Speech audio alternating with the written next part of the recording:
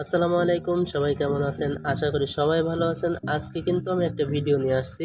এই ভিডিওতে কিন্তু আমি আপনাদেরকে দেখাবো যে আমাদের এখানে প্রচণ্ড বৃষ্টি হচ্ছে ২-৩ দিন ধরে।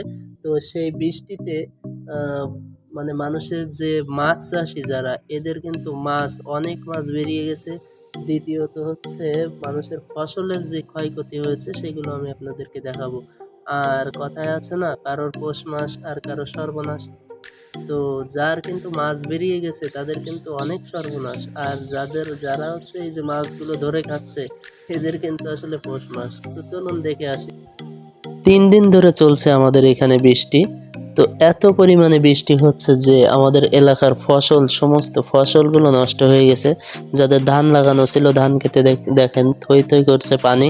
আর যারা মাছ চাষি তাদের মাছ কিন্তু অনেক মাছই বেরিয়ে গেছে, যা অনেক মানুষ ধরতে আসছে এই মাছ।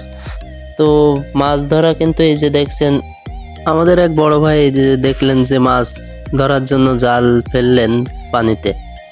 তো এখান থেকে কিন্তু অনেক মাছ পাওয়া যাচ্ছে। আপনারা না দেখলে বিশ্বাস করবেন না যে এত মাছ যে বেরিয়ে এসেছে এই যে মানুষের জমিতে, যেটা কল্পনার বাইরে। আর এই মাছ চাষি যারা, তারা কিন্তু হতাশায় ভুগছেন যে আল্লাহ কি হবে। আর যারা মাছ ধরছেন এনারা তো বেশ আনন্দেই আছেন, কারণ প্রত্যেকটা এই দেখেন মাছ, অনেক বড় বড় মাছ, ছোট বড় মিলিয়েই কিন্তু অনেক মাছ। এখানে কিন্তু আপনারা দেখতে পাচ্ছেন সব ধরনের লোকই কিন্তু মাছ মারতে এসেছে।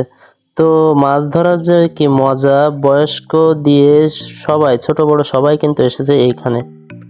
এবার চলুন আমরা সামনের দিকে যেয়ে দেখে আসি। এখানেও কিন্তু অনেক লোক মাছ ধরার কাজে ব্যস্ত। দেখেন এই যে একটা ব্যাগ থেকে আমি ছোট একটা মাছ দেখালাম। আর এখানে কিন্তু অবিশ্বাস্য করা একটা ব্যাপার যে মানুষের ফসলের জমিতে চলে আসছে পাতাড়ি মাছ, বলে আমাদের এখানে পাতাড়ি মাছ, কেউ বলে ভেটকি মাছ। তো আপনারা দেখেন, আমার ক্যামেরা অবশ্য ছোট দেখাচ্ছে, কিন্তু মাছটা কিন্তু ১.৫ কেজি আছে হয়তোবা, বড় যে মাছটা।